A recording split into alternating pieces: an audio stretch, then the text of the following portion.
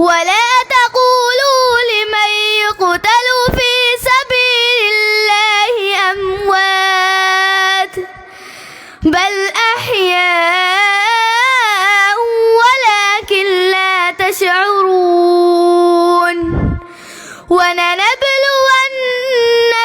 بشيء من الخوف والجوع ونقص من الأموال والأنفس والثمرات وبشر الصابرين الذين إذا أصابتهم مصيبة قالوا إنا لله وإنا إليه راجعون صدق الله العظيم. السلام عليكم ورحمة الله وبركاته. أعوذ بالله من الشيطان الرجيم. بسم الله الرحمن الرحيم. لقد سمع الله قول الذين قالوا إن الله فقير ونحن أغنياء سنكتب ما قالوا وقتلهم الأنبياء بغير حق ونقول ذوقوا عذاب الحريق ذلك بما قدمت أيديكم وأن الله ليس بظلام للعبيد الذين قالوا إن الله عهد إلينا ألا نؤمن لرسول حتى يأتينا بقربان تأكله النار قل قد جاءكم رسل من قبل بالبينات وبالذي قلتم فلم قتلتموهم إن كنتم صادقين صدقت يا رب العالمين. السلام عليكم.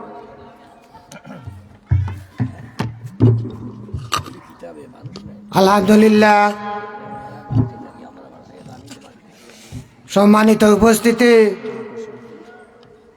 হযরত মাওলানা মনিরুজ্জামান আফসারী সাহেবের কাছ থেকে অনেক মহামূল্যবান নসিহত শুনতে পারলাম। সম্মানিত এলাকাবাসী,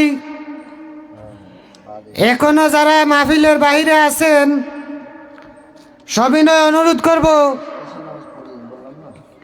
আমাদের মাহফিলে চলে আসার জন্য।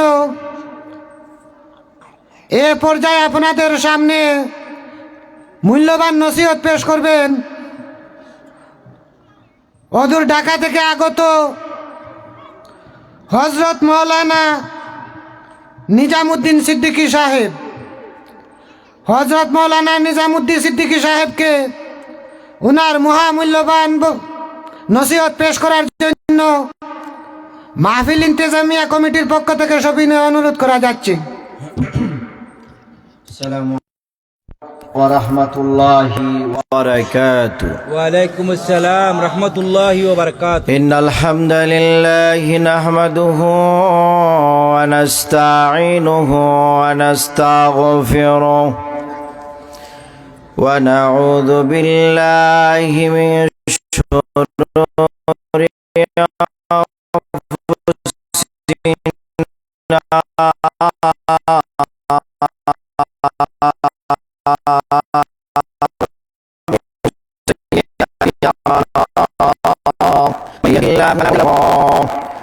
ومن يضلله فلا هادي له ونشهد أن لا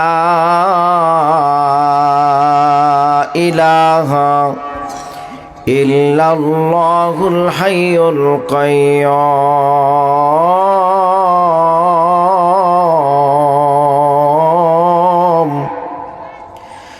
الذي لا تأخذه سنة ولا نوم الذي أكمل الله به قسر النبوة أي ختم الله به النبوة وحكم أن لا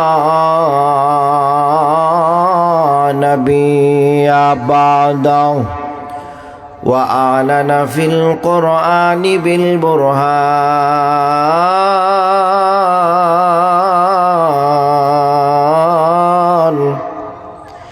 أن محمدًا صلى الله عليه وسلم خاتم النبيين والمرسلين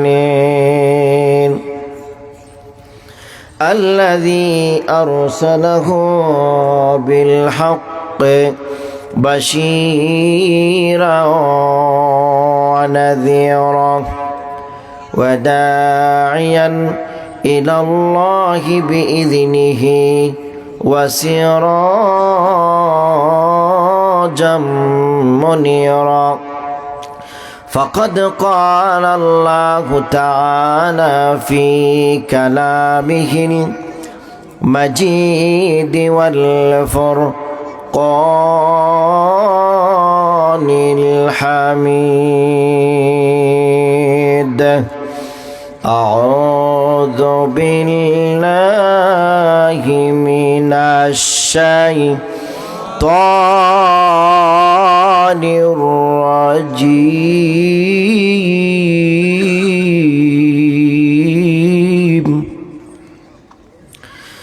بسم الله الرحمن الرحيم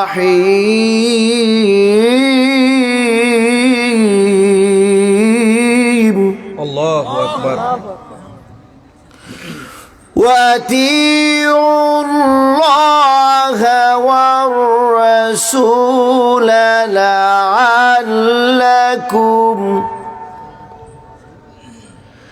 لعلكم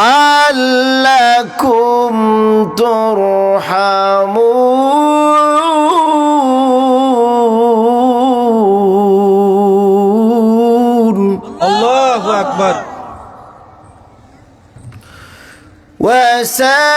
وسارعوا إلى مغفرة من ربكم وجنة عرضها السماوات الله أكبر. السماوات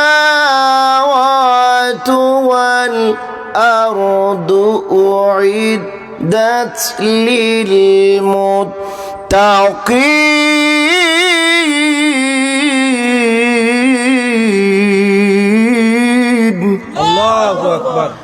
صدق الله العظيم وصدق رسوله النبي الكريم ونحن على ذلك من الشاهدين والشاكرين والحمد لله رب العالمين. إن الله وملائكته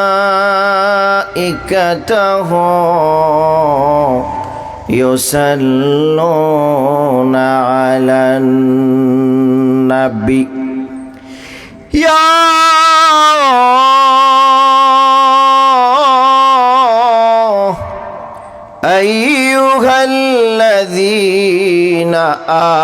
آمنوا صلوا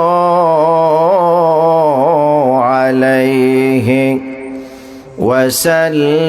وسلموا تسليما اللهم مرحبا জোরে জবান খুলে سيدنا مولانا محمد وعلى آل سيدنا مولانا محمد بری بری করোর মন ও মন সেই বাড়ি তো তোমার নয় আসল বাড়ি কবরস্থানে ও মানুষ তুমি বুঝলা না আল্লাহুম্মা মারহাবা জোরে জোরে سيدنا مولانا محمد وعلى آل سيدنا مولانا محمد এই দুনিয়া পরে থাকবি ওরে আমরা একদিন থাকব না সবাই আমাকে ভুলে যাবে নবীজি আপনে বইল না আল্লাহুম্মা সাল্লি আলা মারহাবা জোরে জোরে مولانا محمد وعلى علي سيدنا مولانا محمد লা ইলাহা إلا الله জোরে লা ইলাহা إلا الله জবান খুলে লা ইলাহা إلا الله মাশাআল্লাহ লা ইলাহা إلا الله জোরে লা ইলাহা إلا الله লা ইলাহা إلا الله আসমান জমিন গ্রহ তারা আসমান জমিন গ্রহ তারা আল্লাহর জিকির করে তারা মানুষ হইয়া তোমরা কেন মানুষ আমরা কেন আল্লাহর জিকির করি না লা ইলাহা জোরে লা ইলাহা মাশাআল্লাহ লা ইলাহা তুমি কাউকে রাখো দশ তলায় আবার কাউকে রাখো গাছ তলায় মৌলা সবই তোমার ইশারা লা ইলাহা জোরে লা ইলাহা মাশাআল্লাহ লা ইলাহা লা ইলাহা বহু দর মদিনা বল বহু মারহাবা মদিনা কেমনে যাব জানি না দয়া কর দয়ার আল্লাহ দয়া কর দয়ার আল্লাহ পোড়াও মনের বাসনা লা ইলাহা জোরে লা ইলাহা। রাস্তাঘাটে দোকানে পটে যারা আছেন চলে আসেন, লা ইলাহা মারহাবা, ও লা ইলাহা ও লা ইলাহা লা ইলাহা ইল্লাল্লাহ মুহাম্মাদুর রাসূলুল্লাহ সাল্লাল্লাহু আলাইহি ওয়াসাল্লাম। আল্লাহ সুবহানাহু ওয়া তাআলার দরবারে শুকরিয়া। উত্তর সত্যিগড় দক্ষিণ পাড়া ইসলামী সমাজ কল্যাণ সংস্থার উদ্যোগে আল্লামা ফুলতুলি সাহেব রহমতুল্লাহ আলাইহি ও এলাকার মধ্যে গানের সালে সোয়াব উপলক্ষে 12তম বার্ষিক ইসলামী সুন্নি মহাসম্মেলন। আজকের এই সম্মেলনের সম্মানিত সভাপতি মাওলানা হাফিজ মারুফ আহমদ জুনেদ সাহেব বারাকাল্লাহু ফি উমরি। প্রধান অতিথি শামসুল উলামা আল্লামা ফুলতুলি সাহেব কিবলা রহমতুল্লাহ আলাইহির সুযোগ্য আওলাদ হযরতুল আল্লাম হযরত মাওলানা ফখরুদ্দিন চৌধুরী সাহেব বারাকাল্লাহু ফি উমরি। প্রধান বক্তা হযরত মাওলানা মনিরুজ্জামান আনসারী সাহেব বারাকাল্লাহু ফি উমরি। বিশেষ অতিথি হযরত মাওলানা রাসেল আহমদ আল হুসাইনি সাহেব বারাকাল্লাহু ফি হায়াতি। আর অন্যান্য উলামায়ে কেরাম, তুলাবায়ে ইজাম, দূর দূরান্ত থেকে আগত আমার বৃদ্ধ বাবারা, যুবক ভাইরা, ছোট্ট ছোট্ট সোনামণি বন্ধুরা, আসুন আমরা সর্বপ্রথম আল্লাহ সুবহানাহু ওয়া তাআলার দরবারে শুকরিয়া আদায় করি যে আল্লাহ আমাকে আপনাকে এই কনকন শীতের মধ্যে আরামের বিছানাকে হারাম করে দিয়ে দুনিয়ার একটি বেহেশতের বাগানে আসার বসার। আমার আপনার মতো কত মানুষ অসুস্থ অবস্থায় বাড়ি করে হসপিটালে কাতরাচ্ছেন, তাদের চাইতে আল্লাহ আমাকে আপনাকে সুস্থ রেখে নিরাপদে রেখে আজকের এই কোরআনের ময়দানে আসার বসার, কোরআন এবং হাদিসের আলোচনা শোনার তৌফিক ও ভিক্ষা দান করেছেন। আসুন সেই রব্বে করিমের দরবারে মন ভরে মন উজাড় করে শুকরিয়া আদায় করিনি আলহামদুলিল্লাহ। আরো শুকরিয়া আদায় করি যে আল্লাহ পাক রব্বুল ওয়াল জালাল আমাকে আপনাকে বড় মায়া করে দয়া করে মহব্বত করে ভালোবেসে তার প্রিয় হাবিব আফতাবে নবুওয়া শাহানশাহ রিসালা সুলতানে মদিনা হুজুরে আকরাম নূরে মুজাসসাম নূরুন আলা নূর হাবিবিনা শফিঈনা মাওলানা মুহাম্মদ সাল্লাল্লাহু আলাইহি ওয়াসাল্লামের শ্রেষ্ঠ উম্মত, শ্রেষ্ঠ জাতি, শ্রেষ্ঠ আশরাফুল মাখলুকাত হিসেবে আল্লাহ আমাকে আপনাকে নির্বাচিত করে এই দুনিয়াতে পৃথিবীতে প্রেরণ করেছেন। আসুন সেই রব্বে করিমের দরবারে আবারও মন ভরে মন উজাড় করে আবারও শুকরিয়া আদায় করে নি আলহামদুলিল্লাহ। সম্মানিত ভাইয়ের আমার, আমরা যারা এখানে এসেছি, এখানে বসেছি, কোনো ব্যক্তি, কোনো গোষ্ঠী, কোনো দল, কোনো নেতা, কোনো নেত্রীকে খুশি করার জন্য আমরা এখানে আসি নাই। একসাথে বলেন আসি নাই।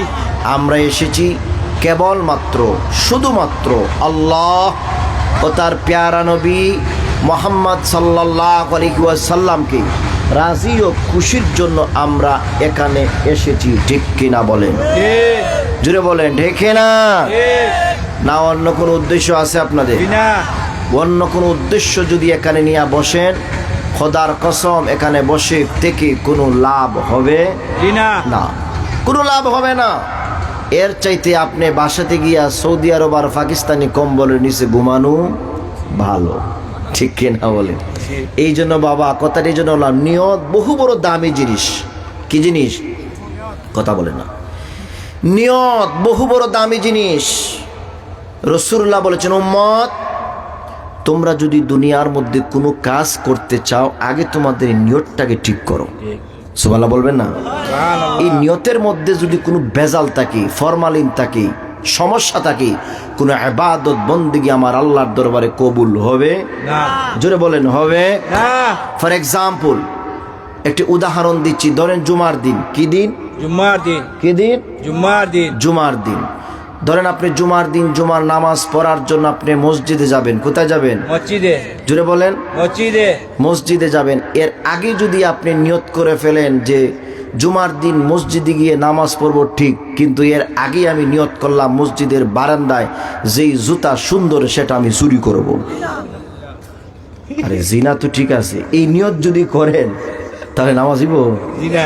কারণ আপনি তো প্রথমে নিয়ত করে ফেলাইছেন জুতা চুরির নিয়ত। জুতা চুর আসেনি এলাকায়? আছে। কথা কয় না। জুতা চুর মসজিদ পর্যন্ত ঢুকে গেছে। শুধু জুতা চুর নয়, মসজিদের বাস্কটা পর্যন্ত চুরি করে ফেলায়। জি। ঠিক কিনা বলেন? আর আমি বলি শুধু মসজিদ জুতা চোর নয়, একটা পোস্ট অফিস থেকে শুরু করে সংসদ ভবন পর্যন্ত সুট ঢুকে গেছে। ঠিক কিনা বলেন? সমাজের মধ্যে যারা এমপি মন্ত্রী হয় এগুলা বাড়ি টাকা পয়সা পায় কই? লন্ডনে বাড়ি বানায়, আমেরিকা বাড়ি বানাইতে কার টাকা? ওর বাবার টাকা নাকি? জি না। এগুলা সব হলো তোমার আমার টাকা দিয়া বাড়ি বানায়, গাড়ি বানায়। ঠিক কিনা বলে? বর্তমান সময়ে এই সুযোগ আর দেওয়া হবে না। ইনশাআল্লাহ। ফেব্রুয়ারি মাসের 12 তারিখে নির্বাচন। এই নির্বাচনে ভালো মানুষ, নামাজি মানুষ দেখে আপনি ভোট দিয়ে নির্বাচিত করে সংসদে পাঠাবেন।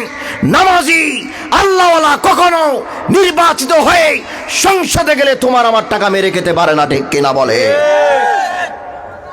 ওরা মুসলমানের জন্য কাজ করবে। ঠিক কিনা বলে? এই জন্য নামাজি দেখি, ইমানদার দেখি ভোট দিবেন। এই ভোট হল আপনার আমানত। আমানত। কিটা? আমানত। আমানত। এটা আপনি বিক্রি করবেন না। কিন্তু আমাদের সমাজের মুরব্বীরা এক কাপ চা খাইয়া ভোট দিয়া দেয়। জি। ঠিক কিনা বলে? ঠিক। 500 টাকা হইয়া ভোট দিয়া দেয়। জি। ঠিক কিনা বলে? ঠিক। ওই দলের খায় 500, ওই দলের খায় আরো 500 খাইয়া ভোট দিয়া দেয়। ঠিক কিনা বলে? এই কাজ করবেন না। এটা আপনার আমানত বাবা। এই জন্য এই আমানত কাকে দিবেন আপনি সিলেক্ট করবেন। ঠিক কিনা বলেন? সম্মানিত ভাইয়ের আমার, তো আমি বলছিলাম আমার আপনার আগে কি করতে হবে? নিয়ত। নিয়ত ঠিক করতে। এই নিয়ত ঠিক করতে হবে। নিয়ত বহু বড় দামি জিনিস। কারণ হাসরের ময়দানে আমার আল্লাহ তাআলা বান্দার চেহারা, সিরত, সুরতের দিকে তাকাবে না। কার টাকা আছে, কার পয়সা আছে, কার ধন আছে, কার সম্পদ আছে, হাসরের ময়দানে আমার আল্লাহ এটা দেখবে না। আমার আল্লাহ তাআলা দেখবেন ইন্নাল্লাহা ইয়ানজুরু ইলা কুলুবিকুম। আমার আল্লাহ তাআলা হাসরের ময়দানে বান্দার কলবের দিকে, নিয়তের দিকে তাকাবে। সুবহানাল্লাহ বলবেন না? যার নিয়ত ভালো রে, যার কলব ভালো, যেই কলব দিয়ে আল্লাহর জিকির করে, যেই নিয়ত করে মসজিদে যায়, নিয়ত করে দান করে, সদকা করে, আমার আল্লাহ রাব্বুল আলামিন ওই নিয়ত দেখিয়া, কলব দেখিয়া আমার আল্লাহ রাব্বুল আলামিন তাকে নূরের জান্নাত দিয়া দিবি। সুবহানাল্লাহ। আমরা জান্নাত চাই কি চাই না? কারা কারা চাও না? হাত উঠাও। বললাম কি আর বুঝলেন কি? বললাম কারা কারা জান্নাত চান না? হাত উঠাও। সবাই চায়? মারহাবা বলেন। মারহাবা। একসাথে হাত তুলে আমরা কারা কারা জান্নাত চাই? আল্লাহকে দেখা। নারে তাকবীর, নারে রিসালাত। ইয়া রাসূলুল্লাহ। আমরা জান্নাত পাওয়ার জন্যই তো এসেছি। কথা কয় না? সমাজের মধ্যে একজন সুৎকুর, ঘুষকুর, তারে যদি গিয়া যাবেন এই সুৎকুর, সুৎকুর আসেনি এলাকায়, আসেনি? আপনি যদি সুৎকুরে গিয়ে করেন এই সুৎকুর তুমি জান্নাত চাও না জাহান্নাম চাও, সুৎকুরে কি হইব? সুৎকুরও কয় জান্নাত চায়। ঠিক কিনা বলে? সারা জীবন সুদ খায় কয় কি? জান্নাত চায়। যেভাবে বলে বোঝা যায় জান্নাত তার মামুর বাড়ি আর শ্বশুর বাড়ি, বললেই পাওয়া যাবে না। এই জান্নাত সুৎকুর, ঘুষখোরদের জন্য নয়। এই জান্নাত হলো যারা দান করে, সদকা করে, যারা নামাজি, যারা দিনদার, আল্লাহওয়ালা, তাদের জন্যই আমার আল্লাহ নূরের জান্নাত রেখেছেন। সুবহানাল্লাহ। জান্নাত কয়টা? একটা। সুবহানাল্লাহ। জান্নাত কয়টা? 8টা। কয়টা? হ্যাঁ, আমরা কেমন মুসলমান, জান্নাত কয়টা শিখতে পারলাম না। হায় হায়, এখন যদি বলি জান্নাত, বললা তো 8টা, বলো তো কি কি, কইতে পারবা নি? কইতে পারবা? যে কইতে পারবো তাহলে 200 টাকা পুরস্কার দিবে, আসেনি? কেউ নাই। যদি বলি মমতাজের গান কো, এইটা পারে, ঠিক কিনা বলে? যদি আসিফের গান কো, ওইটা পারে। কিন্তু আল্লাহর জান্নাত আজও পর্যন্ত 8টা শিখতে পারলাম না। আমরা ব্যর্থ মুসলমান, ঠিক কি? আমরা নামদারি মুসলমান। আমি বলি আমরা গরু খাওয়া মুসলমান, ঠিক কিনা বলেন? কি খাওয়া? গরু খাওয়া মুসলমান। কেন বললাম? এই মাঠের মধ্যে যদি 20টা গরু জবাই হইতো, মানুষের অভাব হইতো? মাঠ বইরা যেত গরু গুস্ত খাওয়ার জন্য। আর কোরআনের মাহফিলে, হাদিসের মাহফিলে মানুষদেরকে খুঁজে পাওয়া যায় না, ঠিক কিনা বলে? কোরআনের মাহফিলে মানুষ পাওয়া যায় না, আর গরু খাওয়ার জন্য মানুষের অভাব হয় না, ঠিক কিনা বলে? আমরা কেমন মুসলমান? আমরা কেমন মুসলমান? নামদারি মুসলমান, গরু খাওয়া মুসলমান, ঠিক কিনা বলে? তাহলে জান্নাত কয়টা? কথা বলেন, কথা বুঝতেছেন? কথা ওয়াজ চলবো নি? জি জি। না মুনাজাত দিয়ে দিই? জি না। কষ্ট দিতেছে আপনাদের? জি না। জান্নাত কয়টা? জান্নাতে এখন ঢুকতে চাও কারা কারা? হাত উঠাও। এখন ঢুকবা? এখনো ঢুকাই দিব। ঢুকতে চান? হ্যাঁ? এখন যদি বসেন আপনি, এখন ঢুকতে চান? জি। এখন ঢুকার সুযোগ নাই রে বাবা। এখন ঢুকার যদি সুযোগ থাকতো, আপনাদেরকে ধাক্কা ধুক্কা দিয়ে আগে আমি ঢুকতাম। ঢুকার সুযোগ আছে? সুযোগ নাই। তবে জান্নাতে যাওয়ার কিছু আমল আছে। সুবহানাল্লাহ বলবেন না? সুবহানাল্লাহ। কি আছে? আমল আছে। সুবহানাল্লাহ। ও ভাই, জান্নাতে যাওয়া কঠিন নয়। কে বলে কঠিন? কঠিন নয়, জান্নাতে যাওয়া সহজ। সুবহানাল্লাহ বলবেন না? রাসূলুল্লাহ বলেছেন, উম্মত তোমাদের জন্য আমি রাসূলুল্লাহ 5টা কর্মসূচি দিয়ে যাচ্ছি। কয়টা? 5টা। কয়টা? 5টা। আচ্ছা বলেন তো, বাংলাদেশে দল আছে কয়টা? হিসাব ছড়া। হিসাব করে, আমি তো হিসাব করছি 120টা দল। আর ভারতে যখন আমি সফর করি, আসাম, ত্রিপুরা, করিমগঞ্জ, মিজোরাম, কলকাতা সহ প্রায় 12-13টা স্টেট আমি প্রোগ্রাম করি। সারা ভারতে ঘুরিয়া দেখছি দল আছে মাত্র 3টা। আর বাংলাদেশে দল আছে 120টা। চিন্তা করলাম, যেখানে দল বেশি সেখানে ভেজালও বেশি, ঠিক কিনা বলেন? এই জন্যই আমাদের ভেজাল বেশি, ঠিক কিনা বলেন? কত দলে কত কর্মসূচি দেয়। এই দলে যে আপনার কর্মসূচি দিল যে ওইটা করো ওইটা করো, এটা করে আপনি জান্নাত যেতে পারবেন না, জাহান্নাম ছাড়া, ঠিক কিনা বলেন? কিন্তু রাসূলুল্লাহ তোমারে আমারে 1500 বছর আগে 5টা কর্মসূচি দিছে। সুবহানাল্লাহ বলবেন না? রাসূলুল্লাহ বলেন, উম্মত এই 5টা কর্মসূচি যদি তোমরা জীবনে বাস্তবায়ন করতে পারো, তোমাদের জন্য আল্লাহর জান্নাত অপেক্ষা করতেছে। সুবহানাল্লাহ। আপনি অপেক্ষা করা লাগবে না, জান্নাত তোমার জন্য অপেক্ষা করবে। আল্লাহু আকবার বলবেন না? আল্লাহু আকবার। আচ্ছা বলেন তো, এই দুনিয়াতে থাকার জায়গা? জি না। এখানে কেউ আছেন যে হুজুর আমি সারা জীবন থাকবো? কেউ থাকার জায়গা নয়, যেতে হবে কবরে। আজ হোক কাল হোক, 1 সেকেন্ডের এখানে ভরসা নাই। আসেনি? আমি মৌলবী আপনাদের এলাকায় এসেছি, ঢাকায় রাতে যাব, সেটারও আমার গ্যারান্টি নাই, গ্যারান্টি নাই, গ্যারান্টি নাই। অতএব এই দুনিয়াতে টাকার বাহাদুরি দিয়া, সম্পদের বাহাদুরি দিয়া কোনো লাভ নাই। তোমার আমার মতো কত রাজা, কত বাদশাহ, বেগম খালেদা জিয়াও কবর দেশে চলে গেছি, প্রাইম মিনিস্টার ছিল, আজ দুনিয়ায় নাই। কত মন্ত্রী, কত মিনিস্টার অন্ধকার কবরে চলে গেছি। তাদের কবর দিয়া গরু বেড়া ঘাস খাইলে দাইছে নাই। ওই মন্ত্রী মিনিস্টার কবরের ভিতরে থেকে গরু ছাগলকে তাড়ানোর কোনো ক্ষমতা নাই। আসেনি? কোনো ক্ষমতা নেই। ও ভাইয়েরা আমার, এই জন্য দুনিয়ার মধ্যে আল্লাহ তোমারে আমারে পাঠাইছে মালিকের ইবাদতের জন্য। কিসের জন্য? ইবাদতের জন্য। কিন্তু আমরা মালিকের ইবাদত না করে দুনিয়া নেতা নেত্রীর পিছনে ঘুরায় ঘুরায় সময় নষ্ট করি। ও ভাইয়েরা আমার, এই সময় নষ্ট করবা না, সময় বহু বড় দামি জিনিস। কি আপনি স্টেজ আসেন না? হ্যাঁ, বড় মহব্বত করছি, ওনার বাসা থেকে খাওয়া দাওয়া করছি। আল্লাহ আকবার। বড় ভাই আসেন, আসেন, এখানে আসেন, আসেন ভাই আসেন। হ্যাঁ, ও উনি বড় ভাই না? মাশাআল্লাহ মাশাআল্লাহ। আপনি তো কোথায় থাকেন মনে হয়?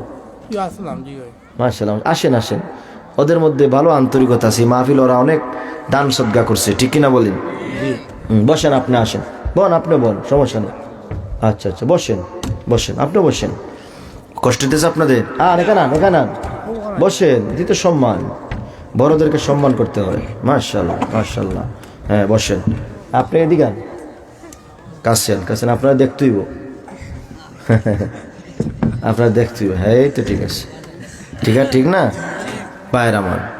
ও ভাইরা আমার, মসজিদে গেলে সময় নাই, আসেনি সময়? দেখবেন জুমার দিন আসলে মুসল্লিদের যে সময়ের কত অভাব। ইমাম সাহেবের পিছনে 2 রাকাত ফরজ নামাজ পড়ে অনেক মুসল্লি দৌড় দেয়, ঠিক কিনা বলে?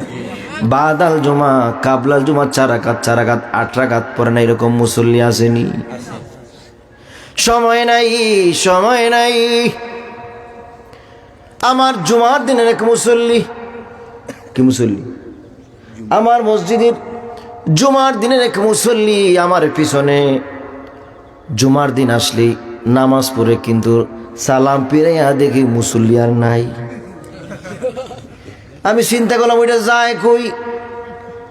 একদিন চিন্তা করলাম তার আজকে ধরতেইব, ওটা যায় কই দেখতেইব। সালাম ফিরাইলাম, প্রতিদিনের মতো দেখি মুসল্লি আস্তে আস্তে করে চলে যায়। আমি মুসল্লির দললাম, এই মুসল্লি যাও কই, যাও কই? তুমি কি বাদাল জুমা 4 রাকাত পড়বা না? তুমি দেখি প্রতি জুমাতেই তুমি এভাবে চলে যাও। আমার উত্তর দেখো হুজুর, আমি মুসল্লির সময় নাই। কি নাই? সময়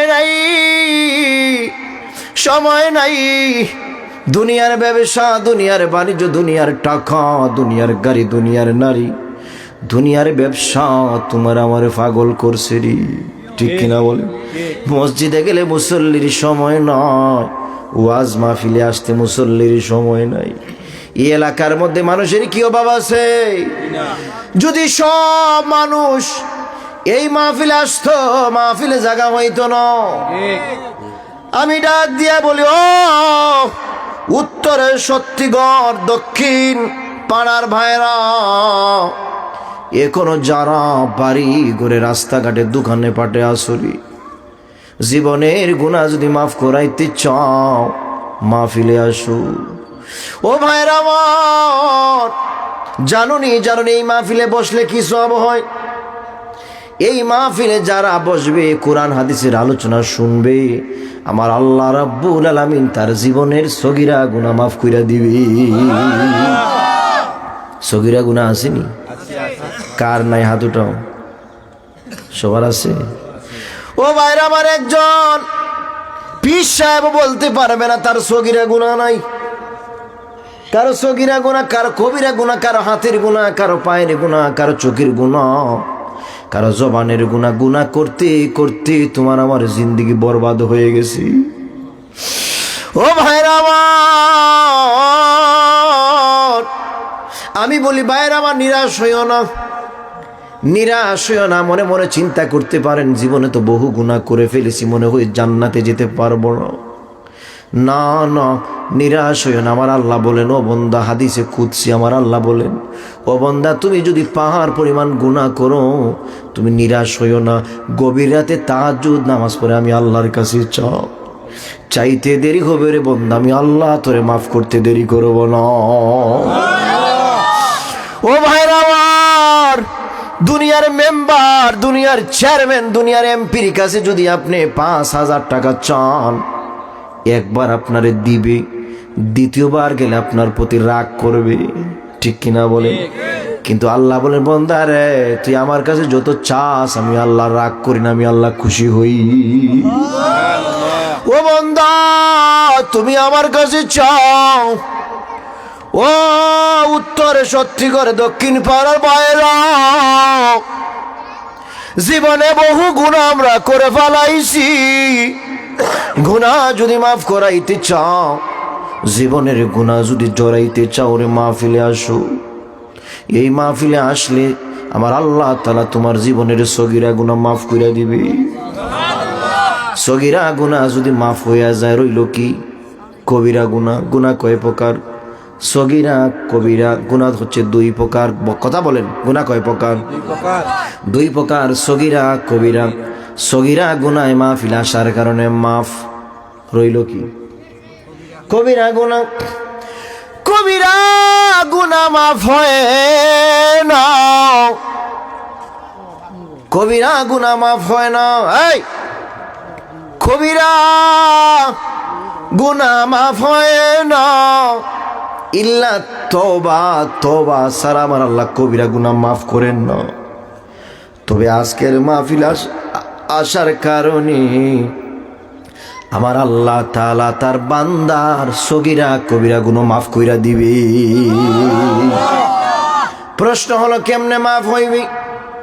ও ভাইরা আমার, যারা কোরআন এবং হাদিসের আলোচনা প্রথম থেকে শেষ পর্যন্ত বসিয়া শুনবে, লাস্টে মুনাজাত দিবে, দুটা চোখের পানি ছেড়ে দিয়া মনে মনে তওবা করবে, আমার আল্লাহ তাআলা তাকে শিশুর মতো নিষ্পাপ বানাইয়া বাড়িতে পৌঁছাইয়া দিবে। ক্ষমতা আছে না আল্লাহ? কথা কয় না, জোরে বলেন না বাবা, আছে? ও ভাইরা আমার, তো আমি বলছিলাম মসজিদে গেলে মুসল্লির সময় নাই। কি নাই? আমার ওই মুসল্লিকে বললাম, রে মুসল্লি সময় নাই, সময় নাই কথা বলিও না, মরিয়া দেখো। ওই কবর দেশে যখন যাইবা, ফেরেশতাদের যখন পিটুনি পড়বে, তখন বুঝবা সময় কাকে বলে, কত বকারও কি কি ঠিক কিনা বলে। ও ভাইরা আমার, সময়ের যে কত মূল্য, সময়ের যে গুরুত্ব, আমি একটি উদাহরণ দিয়ে বুঝাবো ভাইয়ের আমার, ঘটনা দিয়ে। আচ্ছা, আমার ডানে পাশে অনেক মুরব্বী, তারা হয়ে গেছেন মুরব্বী। আচ্ছা বলেন তো, আমার সামনে অনেক মুরব্বী আছেন, আপনার তো যৌবনকাল ছিল, শিশুকাল ছিল, ঠিক না বলেন? এই যৌবনকাল আর শিশুকাল কি আপনি আর ফিরিয়া পাইবেন? আপনি যদি আমাকে বলেন যে হুজুর আপনি তো ঢাকা থেকে আসছেন, আপনার 1 লাখ টাকা দিব, আপনি আমার শিশুকাল আর যৌবনকালটা ফিরাইয়া দেন, পারবনি? আর হবে না, আর হবে না। আপনার শিশুকাল যৌবনকাল শেষ, আস্তে আস্তে করে তুমি আর আমি বৃদ্ধ হয়ে যাচ্ছি, আস্তে আস্তে করে কবরের দিকে দাবিত হচ্ছি। ও ভাইরা আমার, সময় নাই, সময় নাই একথা বলিও না। সময়ের গুরুত্ব আছে বাবা। তোমার আমার কাছ থেকে যেই সময় চলে গেছে, এই সময় আর কিনতে পারবা না। পারবেন? আপনার বাড়ি চলে গেলে আপনি বাড়ি কিনতে পারবেন, টাকা চলে গেলে আপনি টাকা উপার্জন করতে পারবেন, কিন্তু সময় চলে গেলে আর কিনতে পারবেন না। ও ভাইয়ের আমার, সময়ের কত গুরুত্ব আমি একটা ঘটনা দিয়ে বুঝাই, তাহলে আর জীবনেও সময়ের অপচয় করবেন না। বুঝাবো? আল্লাহর হাবিব নূর নবী সাল্লাল্লাহু আলাইহি ওয়াসাল্লাম 63 বছরের জিন্দেগিতে, কার জিন্দেগিতে? রাসূলুল্লাহর 63 বছরের জিন্দেগিতে একজন বিরাট বড় বাদশা ছিল, যেই বাদশার টাকার অভাবে ছিল না, সম্পদের অভাবে ছিল না, বাড়ির অভাব ছিল না, গাড়ির অভাবে ছিল না। বাদশা তো আর বুঝেনি কোনো কিছুর অভাব নাই।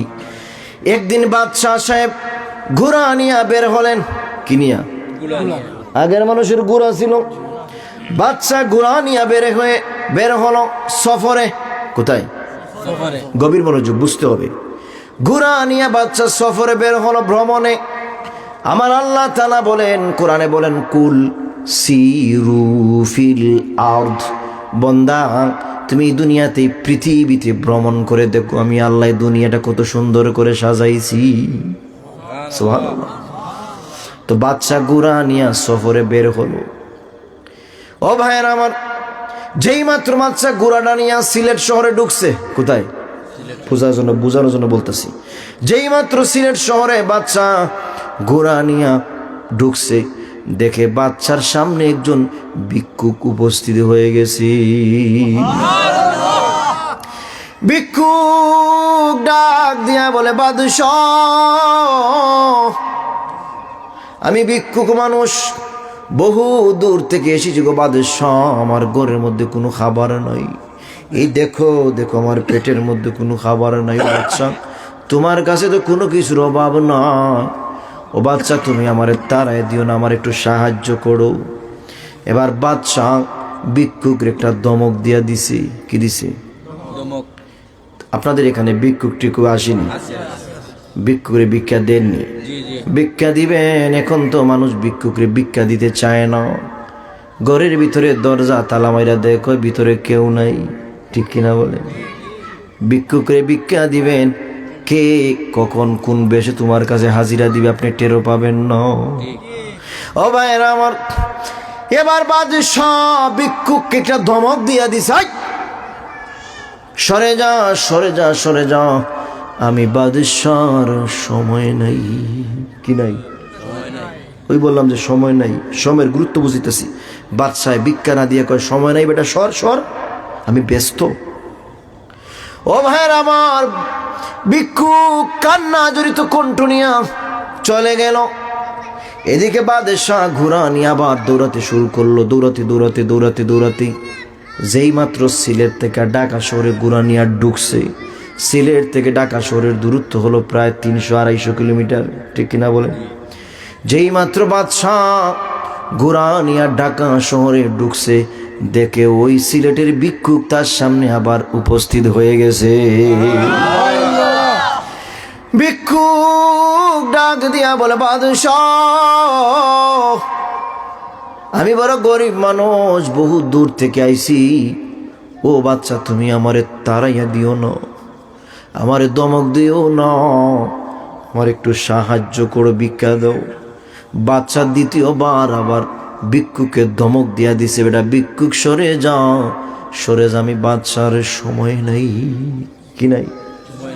সময় নাই, সময় নাই। এবার ভিক্ষুক দ্বিতীয়বার কান্না নিয়ে আবার চলে গেল।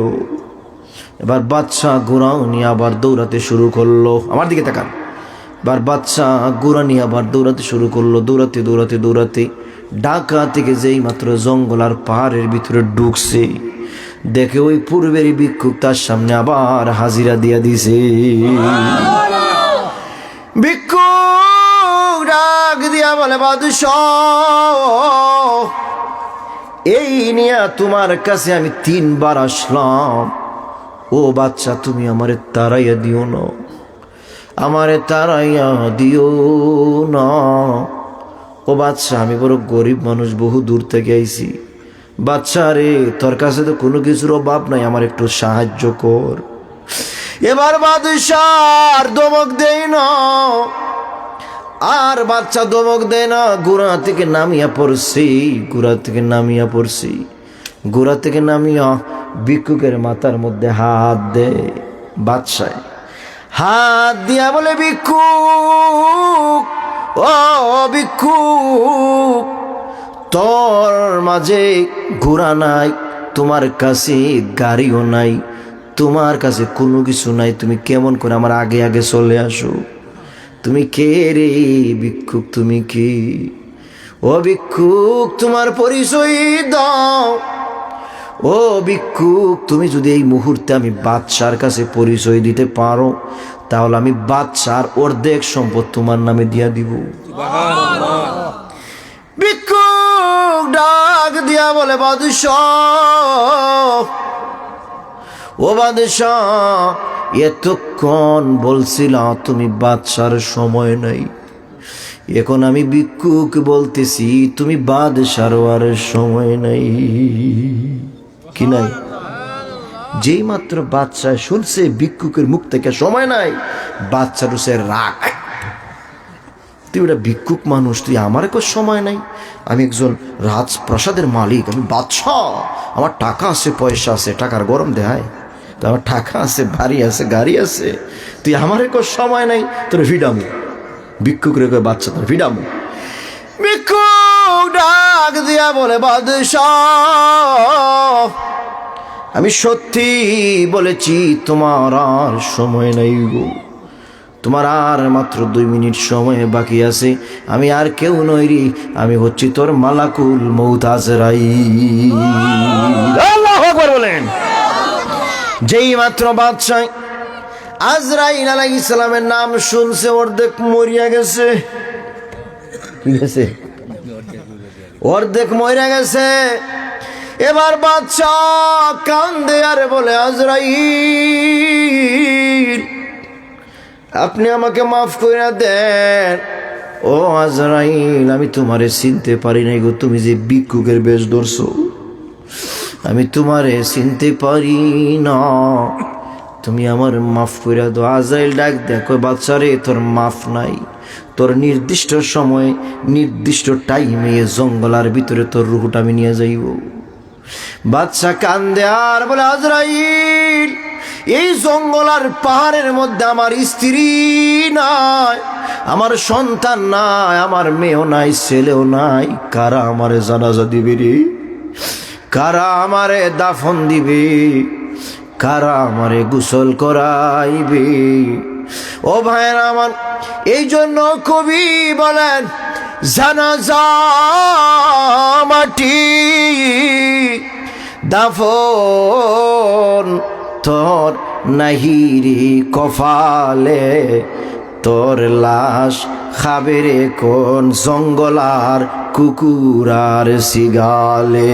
বলেন বলেন, তোর লাশ খাবে রে কোন কুকুরার সিগালে। কারণ বাদশা সময় থাকতে সময়ের মূল্য দেয় নাই, এই জন্য বাদশার এই দশা হইছে। ও ভাইয়ের আমার, এই জন্য আমি বলি, মসজিদে গিয়া সময় নাই সময় নাই বলিও না। মসজিদে গেলে বাবা কয় মিনিটের সময় লাগে? 30 মিনিট আর 20 মিনিট সময় যদি তুমি মসজিদে গিয়ে দিতে পারো না, মাহফিলে যদি তুমি 30 মিনিট 1 ঘন্টা সময় দিতে পারো না, তোমার একদিন এই দশা হবে, কোথায় মরণ হবে তুমি টেরো পাইবা না। কার মরণ গাড়িতে পড়িয়া হবে, কার মরণ পানিতে পড়িয়া হবি, কার মরণ টাড়া পড়িয়া হবে, কার মরণ জঙ্গলায় হবি, ঠিক কিনা বলে? কোথায় হবে কার মরণ কেউ জানি না রে বাবা। অতএব এই দুনিয়াতে পৃথিবীতে আল্লাহ তোমার আমারে পাঠাইছে, সময় থাকতে মালিকের দাসত্ব করো, সময় থাকতে আল্লাহর ইবাদত বন্দেগী করো। যদি তুমি আর আমি আল্লাহর দাসত্ব গোলামি মসজিদে গিয়ে করতে পারি রে ভাই, তাহলে ওই জান্নাত আমার আপনার জন্য অপেক্ষা করবে। আমারে নি বাহিনী মদিনা দয়াল নবীজি, আমারে নি বাহিনী মদিনা, আমারে নি বাহিনী মদিনা দয়াল নবীজি, আমারে নি বাইনি মদিনায়। ও নবীজি,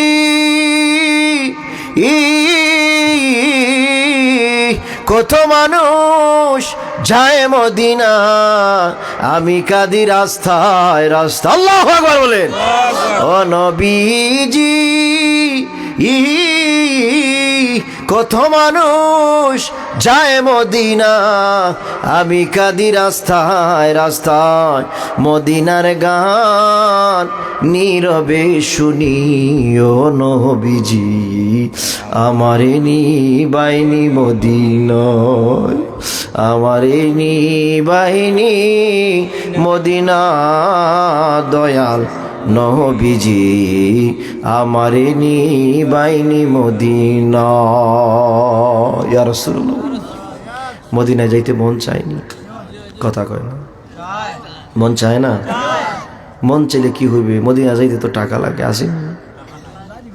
সুবহানাল্লাহ। কইতাছি বাবা, আল্লাহ তো দিবেই। মদিনা যেতে কি লাগে? টাকা লাগে। আমি বলি মদিনায় যেতে টাকা লাগে না, মদিনাওয়ালা তোমার ভাঙ্গা করে আসবে। সুবহানাল্লাহ বলবেন না? কেমনে আইব? আল্লাহর হাবিব বলেন, ওয়ামান সাল্লা আলা হাবিবির রহমান।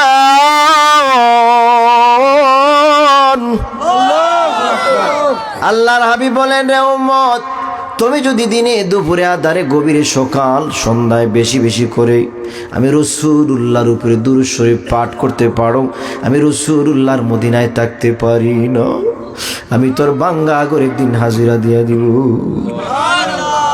রাসূলুল্লাহ কি আসতে পারে না? সুবহানাল্লাহ বলবেন না? রাসূলুল্লাহ আসার ক্ষমতা আছে নেই? আছে। রাসূলুল্লাহ আমার আপনার দয়াল নবীজি মরা না, জিন্দা। একসাথে কোন? জিন্দা নবী, হায়াতুন নবী, এতে কোনো সন্দেহ নাই। যদি সন্দেহ থাকে তোমার ঈমান চলে যাবে, অটো চলে যাবে।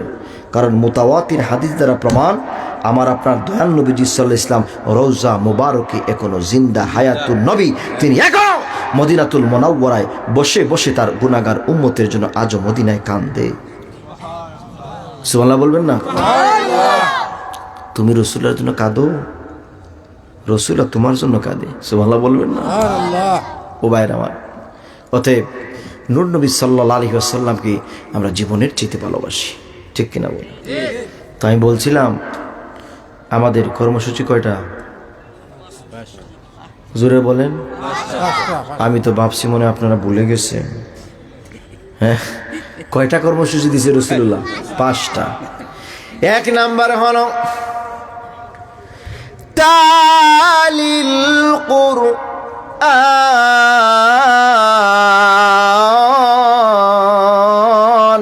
আল্লাহু আকবার।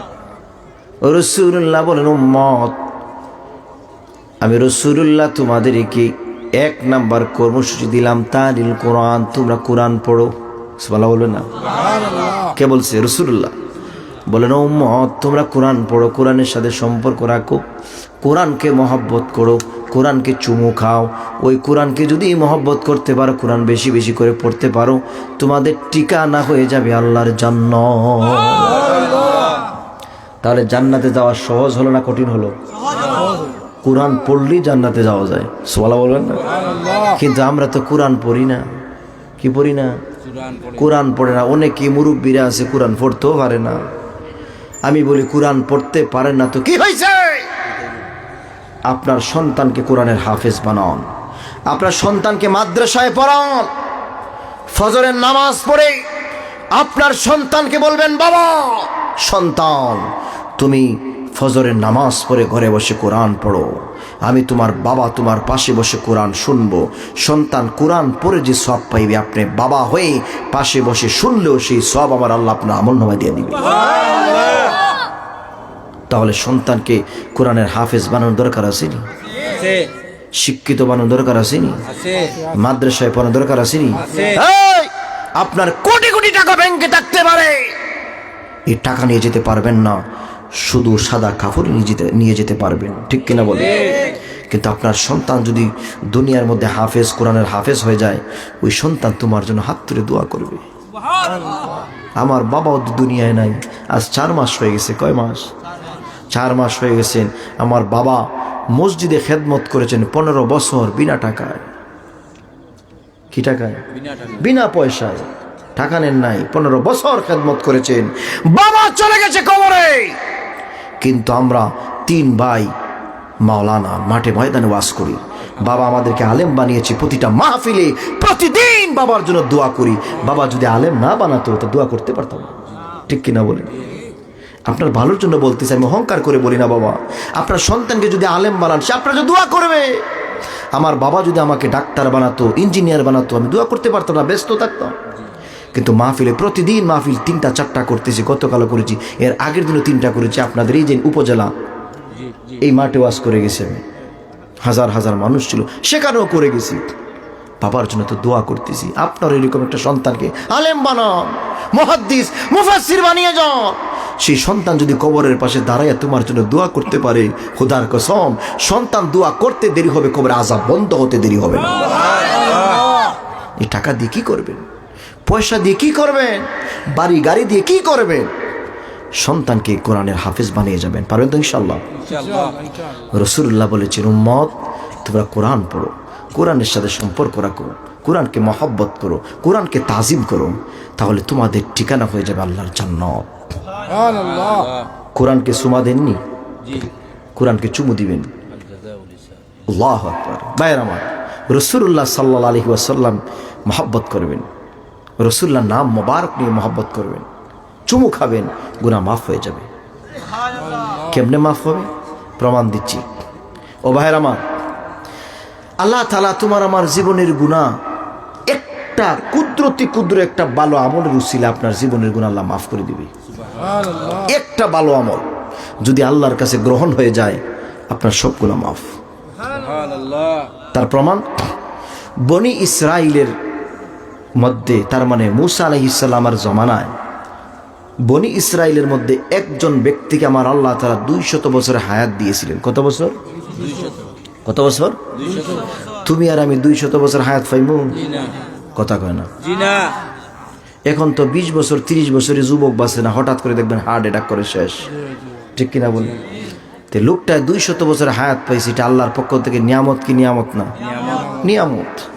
কিন্তু বনি ইসরাইলের ওই লোকটা 200 বছর হায়াত পাইয়া 200 বছরই গুনাহ করছে। সুরে বলেন না? কি করছে? গুনাহ করছে।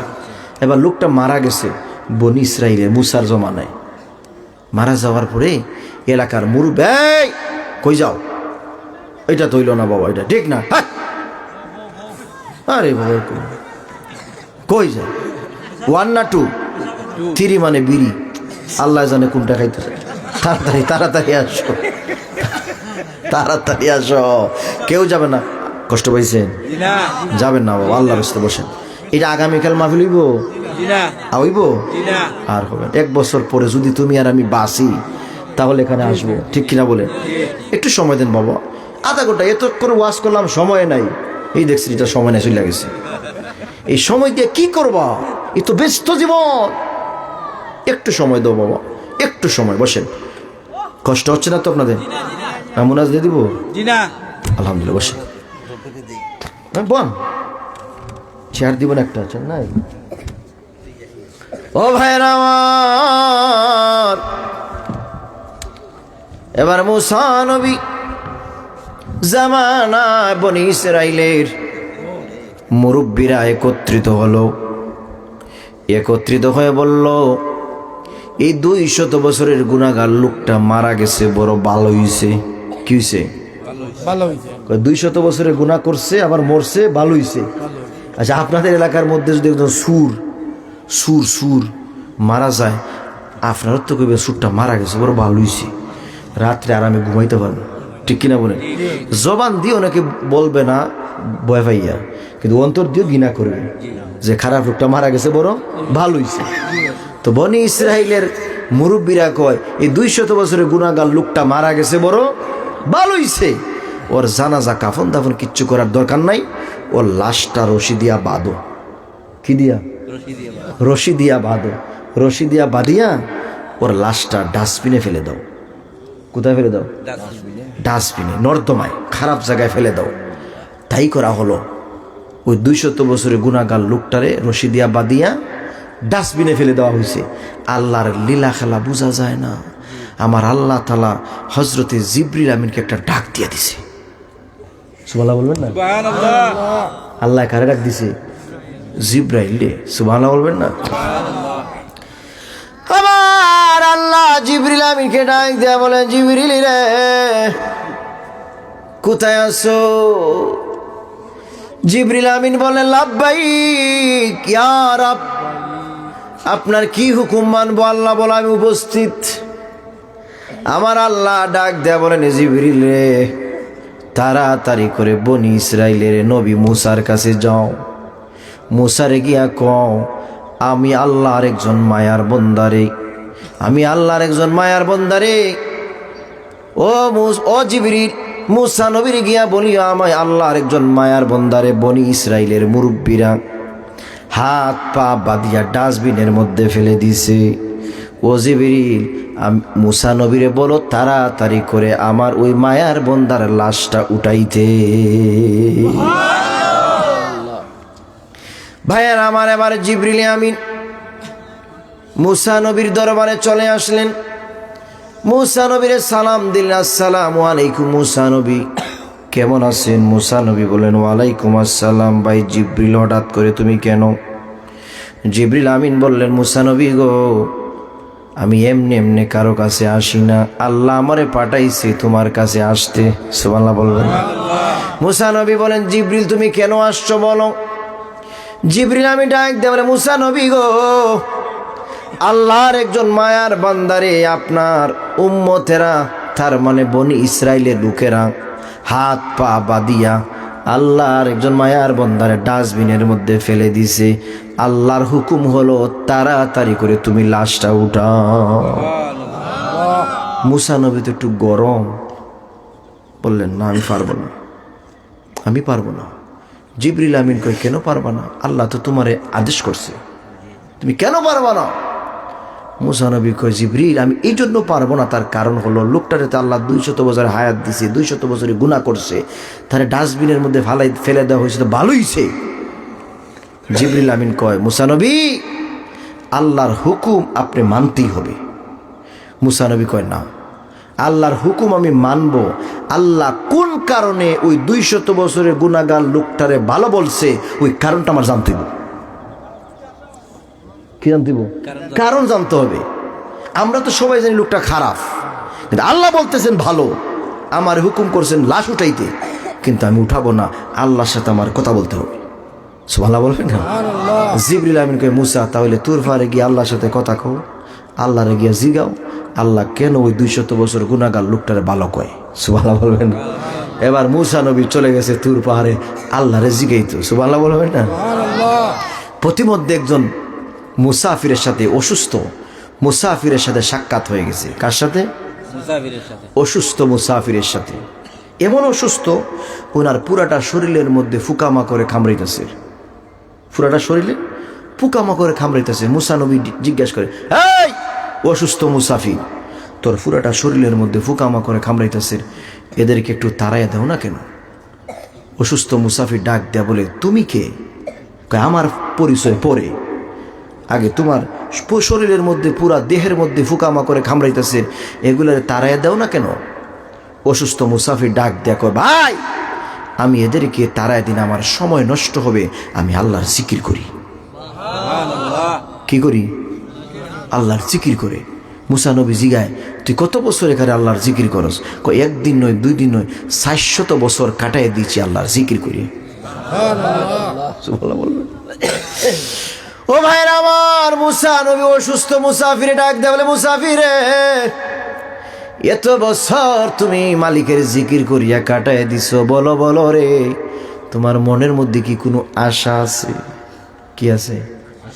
মনের মধ্যে কি কোনো আশা আকাঙ্ক্ষা আছে? বলো রে আমি তোমাকে পূরণ করিয়া দিব। বলো আমারে তোমার কি আশা, আমি পূরণ করে দিব। মুসা কইতাছে, উনি যে মুসা পরিচয় দেয় না।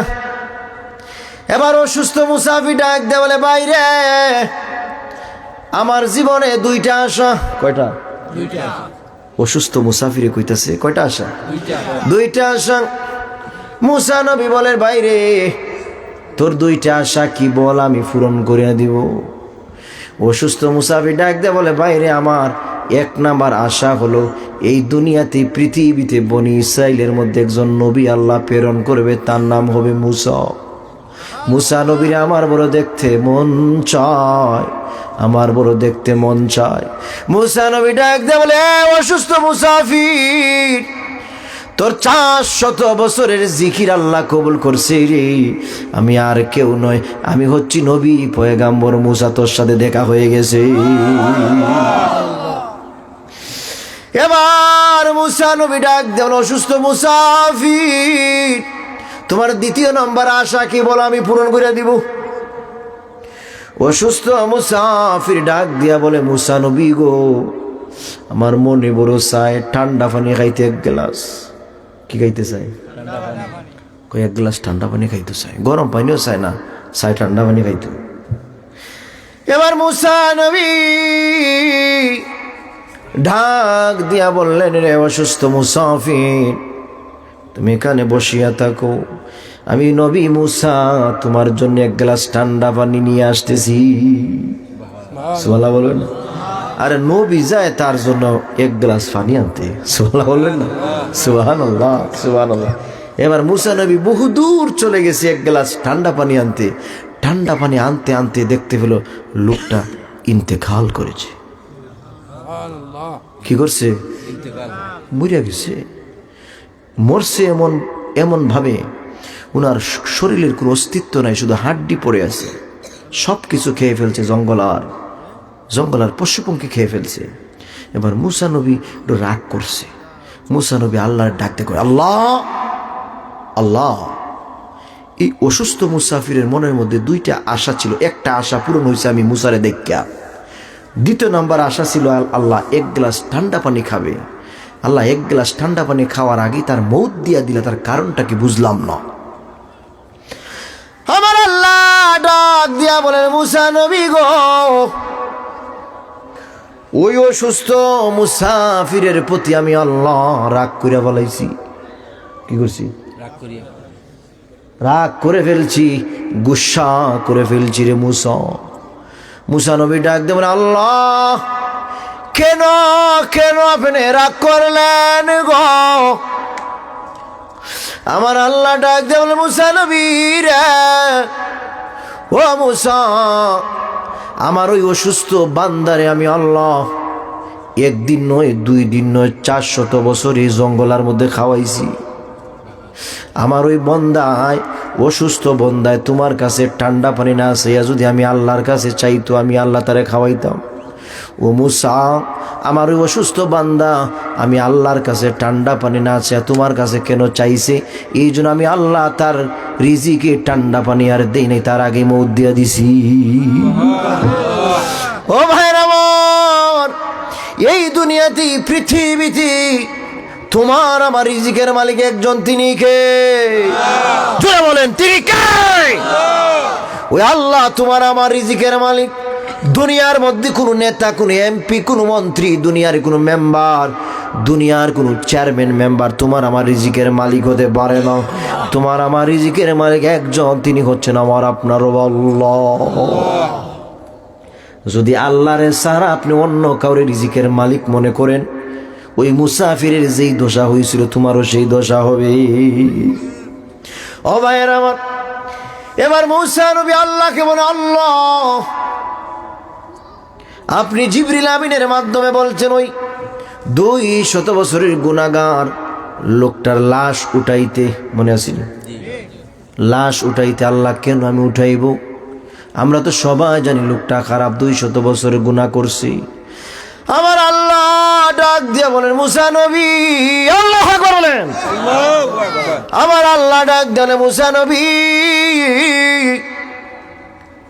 আমি আল্লাহ রাব্বুল আমিন ওই লোকটারে 200 বছর হায়াত দিছি, তার 70 মুসা। লোকটা 200 বছরের হায়াত পায় 200 বছরের গুনাহ করছে, তাও সত্য। কিন্তু রে মুসা, ওই 200 বছরের গুনাহগার লোকটার মধ্যে একটা ভালো আমল আছে। ওই একটা ভালো আমলের কারণে আমি আল্লাহ তার 200 বছরের গুনাহ মাফ কইরা দিছি। মুসা নবী ডাক দিলেন, আল্লাহ ওই ভালো আমলটাই আমি জানতে চাই, আমারে বলেন। এবার আমার আল্লাহ ডাক দিয়ে বলে, মুসা নবী তুমি জানতে চাও, তাহলে শোনো রে মুসা। ও মুসা শোনো, আমি আল্লাহ রাব্বুল আমিন আসমানি কিতাব 4খানা কিতাব, কয়খানা বাবা? তাওরাত, জাবুর, ইনজিল, কোরআন। আল্লাহ বলতেছেন মুসারে, ও মুসা আমি আল্লাহর আসমানি কিতাব 4টা, তাওরাত, জাবুর, ইনজিল, কোরআন। তাওরাত তো আমি আল্লাহর আসমানি কিতাব। ও মুসা, ওই 200 বছরের গুনাহগার লোকটা একদিন গভীর রাত, কি রাত? গভীর রাত, 200 বছরের গুনাহগার লোকটা একদিন তাওরাত কিতাব গভীর রাতে পড়তে বইছি। তাওরাত কিতাব পড়ে আর পৃষ্ঠা উল্টায়, পরে আর পৃষ্ঠা উল্টায়, এক পৃষ্ঠার মধ্যে আমার বন্ধুর নাম পাইছি। আমার বন্ধুর নাম পাইয়া মহব্বতের সহিত 2 চোখের পানি ছেড়ে দিয়া আমার বন্ধুর নামের মধ্যে একটা চুমু দিছি। ওই একটা চুমু দেওয়ার কারণ আমি আল্লাহ তার 200 বছরের গুনাহ মাফ কইরা দিছি। আল্লাহু আকবার বলেন।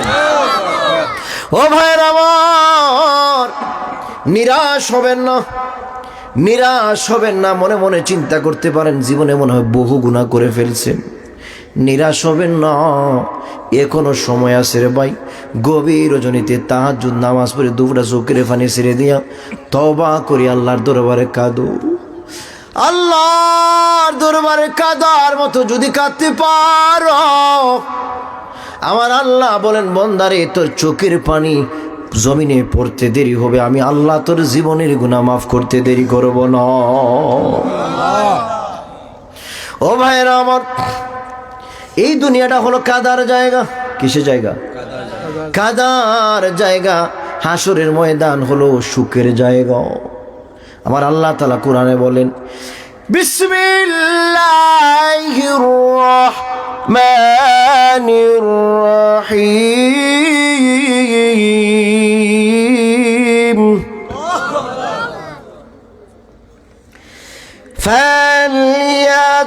فليضحكوا قليلا وليبكوا كثيرا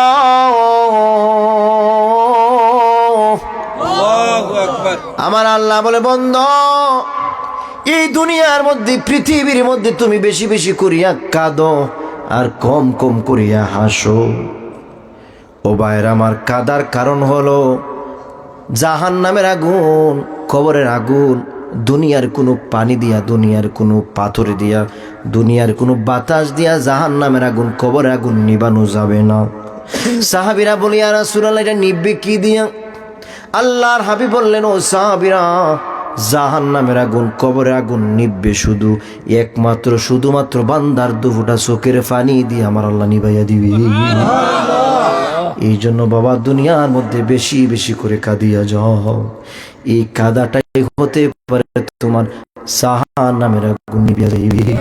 ও ভাইরা আমার, তুমি আর আমি তো সাধারণ মানুষ। এই দুনিয়াতে, পৃথিবীতে 10 জন সাহাবী জান্নাতের টিকিট পাইছেন। তার মধ্যে একজন ছিলেন হযরত ওমর।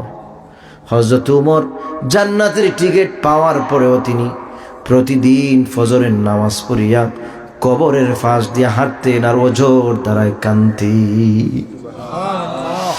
অন্যান্য সাহাবীরা ডাক দিয়া বলেন, ওমর, রে ওমর, এই দুনিয়াতে, পৃথিবীতে আল্লাহ তোমার জান্নাতের টিকিট দিয়েছে, সার্টিফিকেট দিয়েছে।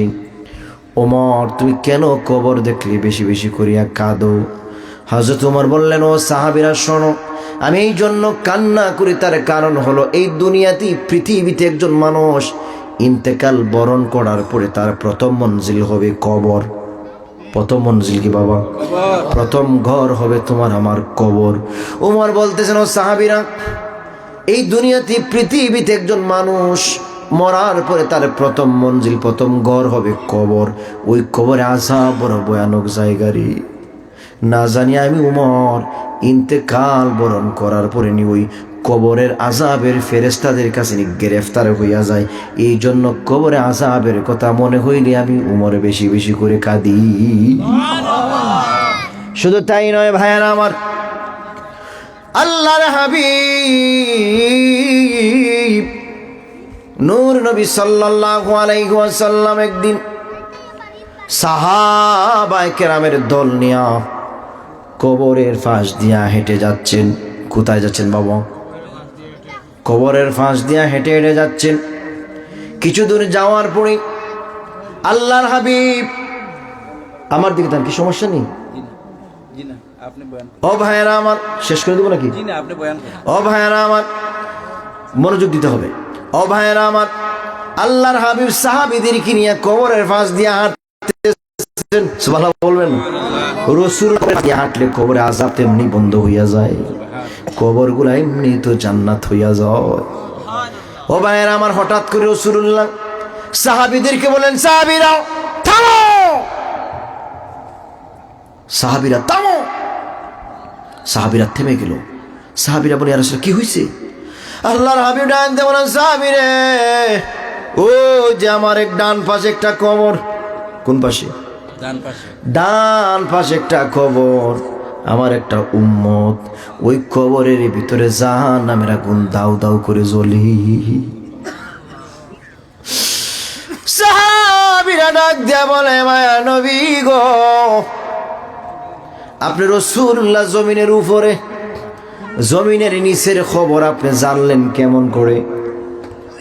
রাসূলুল্লাহ বললেন, ও সাহাবীরা, আমি রাসূলুল্লাহ শুধু কবরের নিচের খবর নয় রে, আমি রাসূলুল্লাহ চক্ষু বন্ধ করলে আরশে আজিম পর্যন্ত দেখতে পাই।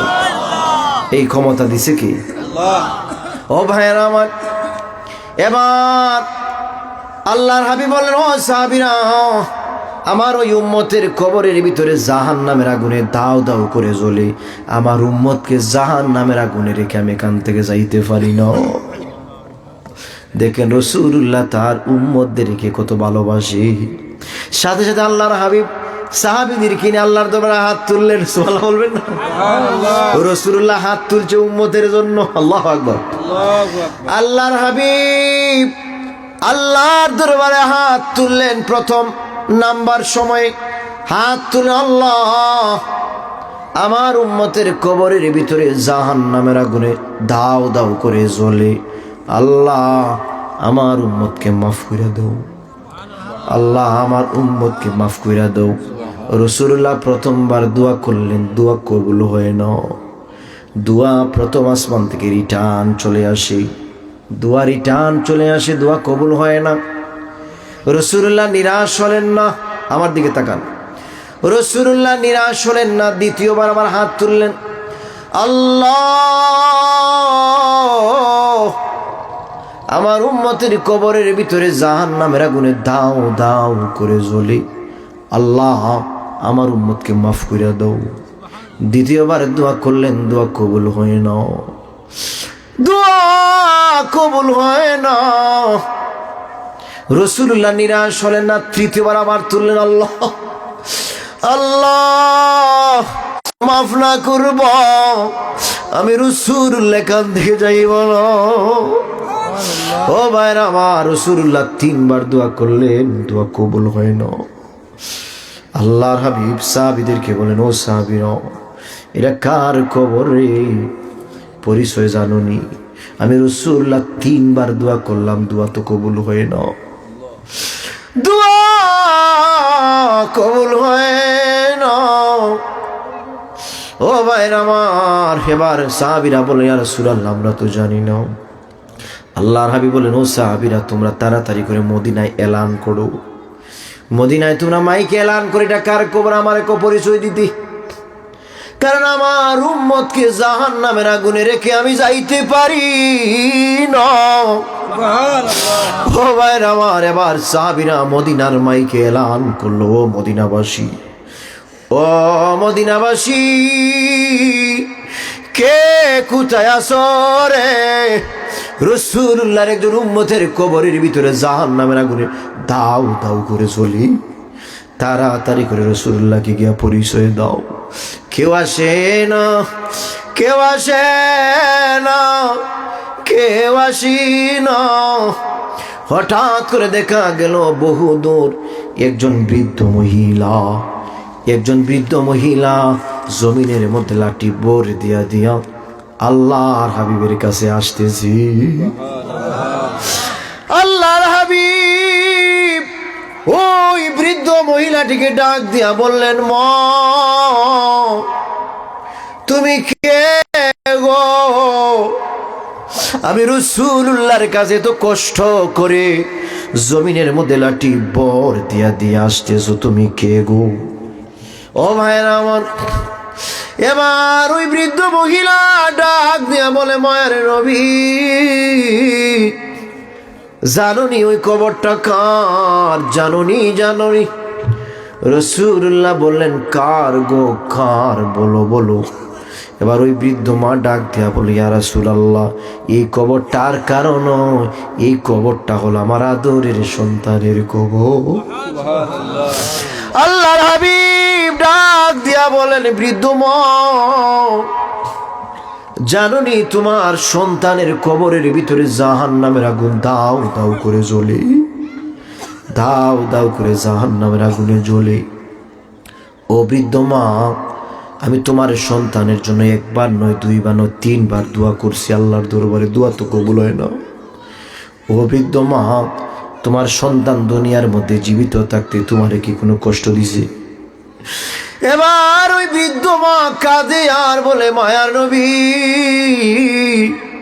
এটা বহু বড় লম্বা ইতিহাস, বহু বড় লম্বা ইতিহাস। আল্লাহর হাবিব বললেন, রে বৃদ্ধ মা আমি তোমার ইতিহাস শুনবো, তোমার ইতিহাস শুনিয়া আমার উম্মতকে জাহান্নামের আগুন থেকে যতক্ষণ পর্যন্ত জান্নাতে দিছি না ততক্ষণ পর্যন্ত আমি এখান থেকে যাইতে পারি না। ও ভাইয়েরা আমার, দয়াল নবী তার উম্মতকে কত ভালোবাসে। ও ভাইয়েরা, হাসরের ময়দানে আল্লাহর হাবিব তোমারে আমারে না নিয়ে আল্লাহর জান্নাতে ঢুকবেন না। এমন কি অন্যান্য নবী রাসূলরাও জান্নাতে ঢুকবে না। জানুনি হাদিসে কি এসেছে ভাইয়েরা আমার, হযরতে দাউদ নবী একদিন জান্নাতের বারান্দায় হাঁটাহাঁটি করে, কোথায়? হযরতে দাউদ নবী জান্নাতের বারান্দায় হাঁটেন। নবী দেখেন নবী জান্নাতের সব দরজা বন্ধ। দাউদ নবী আল্লাহকে বলে, আল্লাহ আমি আপনার পয়গাম্বর নবী এসেছি, জান্নাতে ঢুকবো, আল্লাহ জান্নাতের দরজাগুলা খুলিয়ে দাও। আমার আল্লাহ ডাক দেয়া বলেন, দাউদ নবী রে তুমি জান্নাতে ঢুকতে পারবো না। দাউদ নবী ডাক দেয়া বলে, আল্লাহ আমি তো তোমার একজন নবী, কেন আমি ঢুকতে পারবো না? আমার আল্লাহ ডাক দেয়া বলেন, দাউদ নবী রে যতক্ষণ পর্যন্ত আমার বন্ধু আগে জান্নাতে গেছে না, ততক্ষণ পর্যন্ত শুধু তুমি দাউদ নবী নয়, লক্ষাধিক নবী রাসূলুল্লাহ জান্নাতে ঢুকতে পারবে না। দাউদ নবী যতক্ষণ পর্যন্ত আমার বন্ধুর উম্মত জান্নাতে আগে গেছে না, ততক্ষণ পর্যন্ত তুমি দাউদ নবীর উম্মত মুসা নবীর উম্মতেরও জান্নাতে যাইতে পারবে না। যেই নবী তোমারে আমারে না নিয়ে আল্লাহর জান্নাতে ঢুকবে না। ও ভাইরা আমার, ওই জান্নাত বহু বড় নিয়ামতের জায়গা রে ভাই। জাহান্নাম বড় কঠিন জায়গা। অতএব ওই জাহান্নামের কথা স্মরণ করে দুনিয়ার মধ্যে বেশি বেশি করে কাঁদিয়া যাও। যদি কাদার মতো কাঁদতে পারো, তোমার আমার ওই দুটা চোখের পানি দিয়ে আমার আল্লাহ জাহান্নামের আগুন নিভাইয়া দিবি।